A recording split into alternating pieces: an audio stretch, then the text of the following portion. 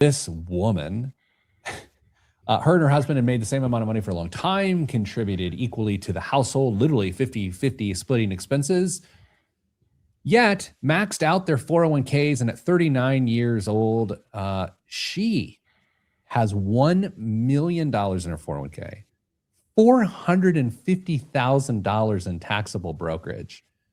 And she's working a lower paying job and feels like she has this urge to withdraw $30,000 a year from her brokerage account to more equally split the expenses with her husband. And she wants to know if that is a good idea or a bad idea. So Dame, as I ask Kristen this question, go ahead and do a little fun, quick math on how much money she'll have at 59 if she leaves those things alone. If we give her a 10% annual return, that money's going to triple at least 3 times between now and the time she retires. No, if she's 39, yeah, 3 times between now and the time she retires. So 1 to 2, 2 to 4, 4 to 8 in just 401k money alone. Now, if her husband's got something similar, now we're talking, let's just give her a range of somewhere between 12 and 20 million in qualified money.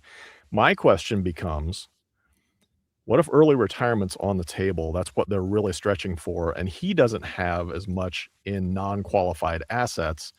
And he sees that as eroding away the opportunity to retire early, to access some of those funds. Yeah, Kristen, that sort of gets at my question here of like, isn't this a matter of what's important to us as a couple? Like, what are we trying to do here? Because as we, from time to time over the years, the world is their oyster. They've done it all right. So what do they want? And Dame, I see your point and would raise you, even if their brokerage accounts are about the same level. I mean, we're still I would assume that he's still maxing out his 401k. If she's contributing to qualified accounts, we're still very overweight on qualified money if fire is potentially part of this conversation.